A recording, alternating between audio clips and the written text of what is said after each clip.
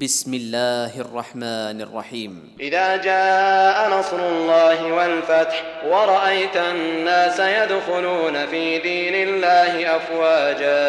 فسبح بحمد ربك واستغفره انه كان توابا۔ السلام علیکم ورحمۃ اللہ وبرکاتہ۔ اعوذ باللہ من الشیطان الرجیم، بسم اللہ الرحمن الرحیم، نحمدہ ونصلی علی رسولہ الکریم، رب اشرح لی صدری ویسر لی امری واحلل عقدۃ من لسانی یفقہوا قولی۔ اللہم ارنا الحق حقا وارزقنا اتباعہ وارنا الباطل باطلا وارزقنا اجتنابہ، آمین یا رب العالمین۔ الحمدللہ،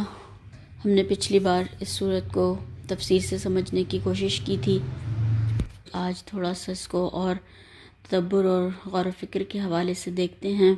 اللہ تعالی ہمیں اس کی سمجھ عطا فرمائے اور بہترین عمل کرنے والوں میں شامل فرما لے۔ جیسا کہ ہم سب جانتے ہیں کہ یہ مدنی سورہ ہے اور اس کا نام النصر ہے، اور اس کے اور بھی دو نام بتائے جاتے ہیں، سورہ فتح اور تودیع یعنی الوداعی سورہ۔ ابن عباس رضی اللہ تعالیٰ عنہ اس کے حوالے سے کہتے ہیں کہ یہ قرآن کریم کی آخری مکمل سورت ہے جو نازل ہوئی۔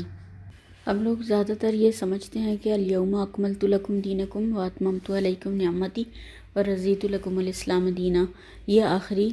آیت ہے جو نازل ہوئی۔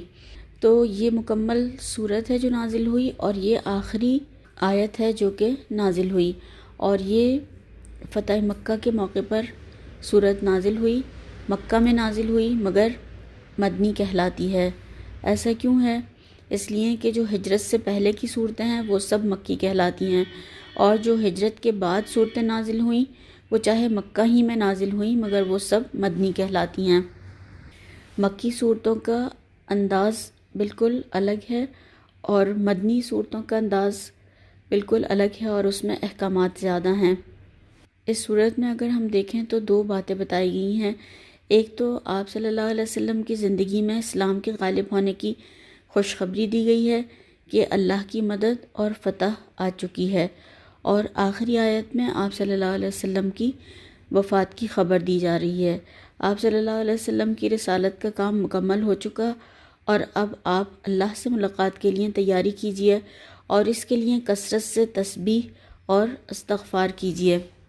اس کے حوالے سے ہمیں ایک حضرت عمر رضی اللہ تعالیٰ عنہ کی خلافت کے زمانے کا واقعہ ملتا ہے، اور اس کے حوالے سے حضرت ابن عباس رضی اللہ تعالیٰ عنہ خود فرماتے ہیں کہ حضرت عمر رضی اللہ تعالیٰ عنہ مجھے غزوہ بدر میں شریک ہونے والے بڑے بڑے شیوخ کے ساتھ اپنی مجلس میں بلاتے تھے۔ یہ بات بعض بزرگوں کو ناگوار گزرتی تھی۔ انہوں نے کہا کہ ہمارے لڑکے بھی تو موجود ہیں، اسی لڑکے جیسے ہیں، اس کو خاص طور پر ہمارے ساتھ یعنی بزرگوں کی مجلس میں کیوں شریک کیا جاتا ہے؟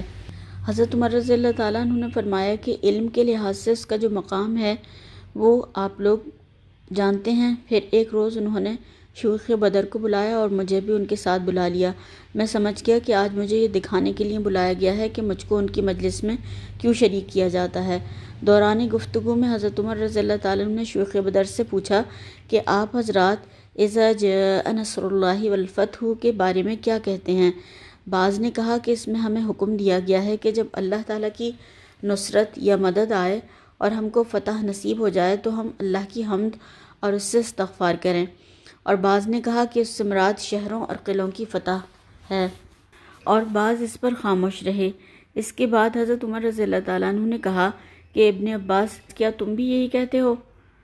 تو میں نے کہا کہ نہیں۔ انہوں نے پوچھا پھر تم کیا کہتے ہو؟ میں نے عرض کیا اس سے مراد رسول اللہ صلی اللہ علیہ وسلم کی اجل ہے، یعنی آپ کی وفات کے بارے میں بتایا ہے۔ اس میں اللہ کے نبی صلی اللہ علیہ وسلم کو خبر دی گئی ہے کہ جب اللہ کی نصرت آ جائے اور فتح نصیب ہو جائے تو یہ اس بات کی علامت ہے کہ آپ صلی اللہ علیہ وسلم کا وقت آن پورا ہوا۔ اس کے بعد آپ اللہ کی حمد اور استغفار کریں۔ اس پر حضرت عمر رضی اللہ تعالیٰ عنہ نے فرمایا کہ میں بھی اس کے سوا کچھ نہیں جانتا جو تم نے کہا ہے۔ اور اس کے حوالے سے یہ بھی ملتا ہے کہ حضرت عمر رضی اللہ تعالیٰ عنہ نے شیوخ بدر سے فرمایا کہ آپ لوگ مجھے کیسے ملامت کرتے ہیں جبکہ اس لڑکے کو اس مجلس میں شریک کرنے کی وجہ آپ نے خود دیکھ لی۔ اور یہ روایت بخاری، مسند احمد، ترمذی اور بحقی میں موجود ہے۔ ابن عباس رضی اللہ تعالیٰ عنہ کو آپ صلی اللہ علیہ وسلم نے ان کے سینے پر ہاتھ رکھ کر ان کو دعا دی تھی کہ اللہ تعالیٰ انہیں دین کی سمجھ عطا فرمائے اور انہیں قرآن کی تفسیر کا علم عطا فرمائے، اور وہ مفسر قرآن تھے اور ان کی انتہائی مختصر اور جامع اقوال ملتے ہیں۔ اللہ تعالیٰ ہمیں بھی دین کی گہری سمجھ عطا فرمائے اور ہم قرآن کی روح کو سمجھنے والے اور بہترین عمل کرنے والے ہوں انشاءاللہ تعالیٰ، آمین۔ اس صورت میں اللہ تعالیٰ نے آپ صلی اللہ علیہ وسلم کو یہ بتا دیا تھا کہ جب عرب میں اسلام کی فتح مکمل ہو جائے اور لوگ اللہ کے دین میں فوج در فوج داخل ہونے لگیں تو اس کے معنی یہ ہیں کہ وہ مکمل ہو گیا جس کے لیے آپ دنیا میں بھیجے گئے تھے، یعنی وہ کام پورا ہو گیا جس کے لیے آپ دنیا میں بھیجے گئے تھے۔ اس کے بعد آپ کو حکم دیا گیا کہ آپ اللہ کی حمد اور اس کی تسبیح کرنے میں مشغول ہو جائیں کہ اس کے فضل سے آپ اتنا بڑا کام انجام دینے میں کامیاب ہو گئے، اور اس سے دعا کریں کہ اس خدمت کی انجام دہی میں جو بھی بھول چوک یا کمی کوتاہی ہوئی ہو، آپ سے وہ سرزد ہو گئی ہو، تو وہ اسے معاف فرما دے۔ اس مقام پر انسان یہ غور کرے کہ ایک نبی اور ایک عام دنیاوی رہنما کے درمیان کتنا فرق ہے۔ کسی دنیاوی رہنما کو اگر اپنی زندگی ہی میں کوئی انقلاب برپا کرنے میں اگر وہ کامیاب ہو جائے تو جس کے لیے وہ کام کرنے اٹھا تھا تو اس کے لیے وہ جشن مناتے ہیں اور اپنی قیادت پر فخر کرتے ہیں، لیکن یہاں اللہ کے پیغمبر کو ہم دیکھتے ہیں کہ انہوں نے 23 سال کی مختصر مدت میں ایک پوری قوم کے عقائد، افکار، عادات، اخلاق، تمدن، تہذیب، معاشرت، معیشت، سیاست اور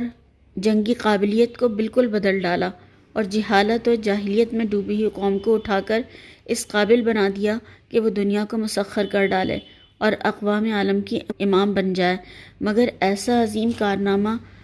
اس کے ہاتھ انجام پانے کے بعد اسے جشن منانے کا نہیں، بلکہ اللہ تعالیٰ کی حمد اور تسبیح کرنے اور اس سے مغفرت کی دعا کرنے کا حکم دیا جا رہا ہے، اور وہ پوری عاجزی کے ساتھ اس حکم کی تعمیل میں لگے ہوئے ہیں۔ حضرت عائشہ صدیقہ رضی اللہ تعالیٰ عنہا فرماتی ہیں کہ رسول اللہ صلی اللہ علیہ وسلم اپنی وفات سے پہلے سبحانک اللہم و بحمدک استغفرک و اتوب الیک، اور بعض دوسری روایات میں سبحان اللہ و بحمدہ استغفر اللہ و اتوب الیہ کثرت سے پڑھا کرتے تھے۔ میں نے عرض کیا یا رسول اللہ صلی اللہ علیہ وسلم، یہ کیسے کلمات ہیں جو آپ نے اب پڑھنے شروع کر دیے ہیں؟ تو آپ صلی اللہ علیہ وسلم نے فرمایا کہ میرے لیے ایک علامت مقرر کر دی گئی ہے کہ جب میں اسے دیکھوں تو یہ الفاظ کہا کروں، اور وہ ہے اذا جاء نصر اللہ والفتح۔ یہ مسند احمد مسلم کی روایت ہے، اور ایک اور دوسری روایت میں حضرت عائشہ رضی اللہ تعالیٰ عنہا کا بیان ہے کہ آپ صلی اللہ علیہ وسلم اپنے رکوع اور سجود میں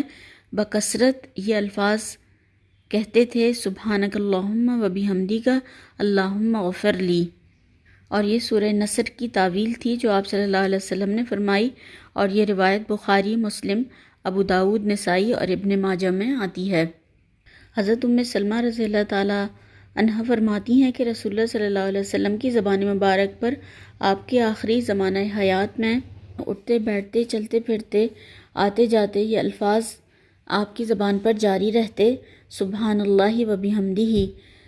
اور میں نے ایک روز آپ صلی اللہ علیہ وسلم سے پوچھا کہ یا رسول اللہ صلی اللہ علیہ وسلم، آپ کثرت سے یہ ذکر کیوں کرتے رہتے ہیں؟ فرمایا مجھے اس کا حکم دیا گیا ہے، اور پھر آپ نے یہ سورت تلاوت فرمائی۔ ابن جریر کی روایت ہے، اور حضرت عبداللہ بن مسعود رضی اللہ تعالیٰ عنہ کی روایت میں ملتا ہے کہ جب یہ سورہ نازل ہوئی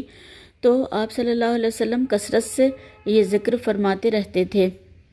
سبحانک اللہم و بحمدک اللہم اغفر لی، سبحانک ربنا و بحمدک اللہم اغفر لی انک انت التواب الغفور۔ یہ مسند احمد کی روایت ہے۔ ابن عباس رضی اللہ تعالیٰ عنہ کا بیان ہے کہ اس سورت کے نازل ہونے کے بعد اللہ کے نبی صلی اللہ علیہ وسلم آخرت کے لیے محنت اور ریاضت کرنے میں اس قدر شدت کے ساتھ مشغول ہو گئے تھے جتنا اس سے پہلے کبھی بھی نہ ہوئے تھے، اور یہ نسائی اور طبرانی کی روایت ہے۔ تو اس میں ہمارے لیے، سب کے لیے بھی یہ سبق ہے کہ جب عمر کے آخری حصے میں بھی انسان ذمہ داریوں سے فارغ ہو جاتا ہے اور نسبتاً وہ کام بھی تھوڑے کم ہو جاتے ہیں، تو پھر زیادہ اللہ کی تسبیح اور زیادہ استغفار کیا جائے۔ اور کام کے تکمیل کے حوالے سے بھی کہ جب کوئی کام ہم شروع کرتے ہیں اور مکمل ہونے والا ہو یا ہو جائے تو پھر ہم زیادہ اللہ کی تسبیح کریں اور زیادہ استغفار کریں۔ اور جب کوئی خوشی ملے یا ہمیں کوئی اچیومنٹ کوئی حاصل ہو تو پھر ہم زیادہ اللہ تعالیٰ کی حمد و ثنا بیان کریں اور زیادہ اللہ تعالیٰ کی طرف رجوع کریں اور استغفار کریں، اور ساتھ ساتھ دعائیں بھی کریں کہ اللہ تعالیٰ اس کام میں جو کمی، غلطی، کوتاہی سیکھنے، سکھانے، پڑھنے، پڑھانے میں یا پھر پہنچانے میں کوئی کسی طرح کی بھی کمی ہو گئی ہو تو اللہ تعالیٰ اسے معاف فرما دے۔ اور حق تو یہ ہے کہ کبھی بھی کسی چیز کا حق ادا ہو نہیں سکتا، اللہ کی توفیق سے اور اللہ تعالیٰ کی تائید سے ہی کام مکمل ہوتے ہیں، اور جو یہ سب کچھ ہوا وہ تیری رحمت اور توفیق کے ساتھ ہوا، اور جو نہیں ہو سکا اس پر پھر استغفار کرتے رہیں۔ اور سبحان اللہ و بحمدہ افضل کلام اس کو فرمایا گیا ہے۔ آپ صلی اللہ علیہ وسلم نے فرمایا کہ جو یہ تسبیح پڑھتا ہے قیامت کے دن کوئی اس سے افضل عمل نہیں لا سکتا الا یہ کہ جس نے اس کے برابر یا اس سے زیادہ پڑھا ہو۔ اور نماز کے بعد میں بھی ہمیں استغفار، سلام پھیرنے کے بعد میں کہا گیا ہے کہ ہم استغفار کریں، اور سید الاستغفار کو بھی بہترین استغفار بتایا گیا ہے، نماز کے بعد پڑھنے کی کہا ہے، صبح شام کے اذکار میں بھی ہے۔ اللہ کی حمد اور اس کی تسبیح صبح شام کے اذکار میں بھی ہم کرتے ہیں، تو جو رات سے خوف زدہ ہو یا پھر اس کے اندر بخل ہو یا پھر وہ بزدلی ہو یا پھر وہ اللہ کی راہ میں خرچ نہیں کرتا ہے تو وہ اس قول کی کثرت کرے، یعنی اللہ کی پاکی بیان کرے، کیونکہ اللہ کے راستے میں سونے کا پہاڑ خرچ کرنے سے بھی زیادہ پسندیدہ ہے سبحان اللہ و بحمدہ، اور یہ اللہ تعالیٰ کی رحمت پانے کا ذریعہ ہے۔ اور اس کو ہم تسبیحات کو اگر پوروں پر گن کر بھی پڑھیں تو قیامت کے دن ان پوروں سے، ہماری انگلیوں سے سوال کیا جائے گا۔ اور آج تو ہم دیکھ رہے ہیں کہ ویسے بھی انگوٹھے شناخت کا ذریعہ بنے ہوئے ہیں، تو یہ چیزیں بھی وہاں پر گواہی دیں گی، ہمارے ہاتھ بھی گواہی دیں گے، ہمارے پور گواہی دیں گے اللہ کے ہاں، تو اس کو ہم پڑھیں گے تو انشاءاللہ تعالی ضرور ہمارے حق میں گواہی ہوگی۔ اور جنت میں درخت بھی لگائے جاتے ہیں اس کے پڑھنے کی وجہ سے۔ اور ذکر جو ہے اللہ تعالیٰ کا اور شکر ادا کرنے سے بے شمار نعمتیں انسان کو ملتی ہیں، اور نعمتوں کی حفاظت کا ذریعہ بھی ہے، اور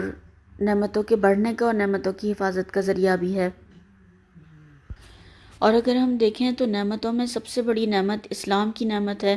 جو اللہ تعالیٰ نے ہمیں مسلمان بنایا، مسلمان گھرانوں میں پیدا فرمایا۔ پھر قرآن کی نعمت ہے جو اللہ تعالیٰ نے ہمیں ہدایت کا راستہ بتانے کے لیے دیا، ورنہ ہم کہاں بھٹکتے پھرتے۔ اور اللہ کے نبی صلی اللہ علیہ وسلم کی شکل میں جو نعمت ہمیں دی کہ آپ صلی اللہ علیہ وسلم نے ہم تک یہ پہنچایا دین، تو یہ اللہ کے بہت احسانات ہیں، اس پر ہم اللہ تعالیٰ کا بے حد شکر ادا کریں اور اللہ تعالیٰ کا احسان مانیں اور اللہ کا ذکر کرتے رہیں، شکر ادا کرتے رہیں، اللہ کی تسبیح کریں اور استغفار کریں کہ اللہ تعالیٰ جس میں جو بھی کمی کوتاہی ہو جائے اس میں ہمیں معاف فرما دے، اور جو بھی ہم کریں اس کو صحیح کر کے قبول فرمائے انشاءاللہ تعالیٰ۔ اور اس قرآن کے پڑھنے کے لیے بھی اللہ تعالیٰ کے شکر گزار ہوں کہ اللہ تعالیٰ نے وہ ذرائع ہمیں مہیا فرمائی، اس کی مدد سے ہی ہم یہاں تک پہنچے۔ مشکلیں، رکاوٹیں، تکلیفیں، بیماریاں، پریشانیاں آتی رہیں گی ہر حال میں، مگر اللہ تعالیٰ کی مدد سے سب کچھ دور ہوتا چلا جائے گا، اور اس کی توفیق اور تائید سے اللہ تعالیٰ ہمیں وہاں تک پہنچائے گا، اور یہ اللہ تعالیٰ کی مدد ہی ہے جو ہم یہاں تک پہنچے ہیں۔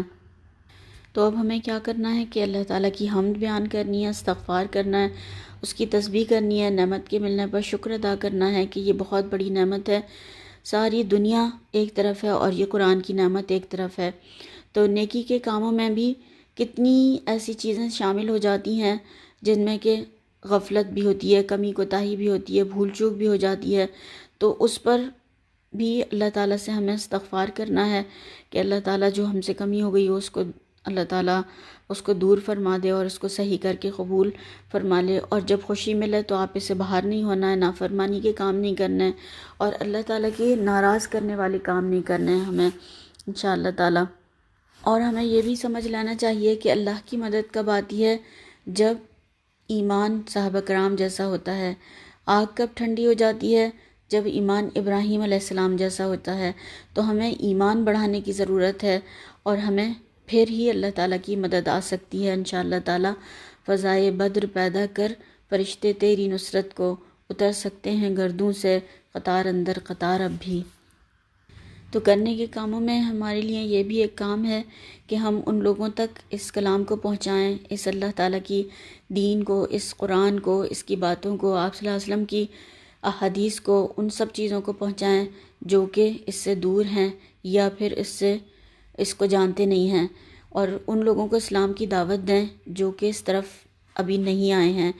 تو اللہ تعالیٰ سے ہم دعا کے ساتھ میں کہ اللہ تعالیٰ ہمیں اس کی بہترین توفیق عطا فرمائے اور بہترین عمل کرنے والوں میں شامل فرمائے، اور جو غلطی اور کمی ہو گئی ہو اللہ تعالیٰ صرف نظر فرمائے اور ہماری خطاؤں کو معاف فرما دے اور اس کو صحیح کر کے قبول فرما لے۔ سبحانک اللہم و بحمدک اشہد ان لا الہ الا انت استغفرک و اتوب الیک۔ السلام علیکم ورحمۃ اللہ وبرکاتہ۔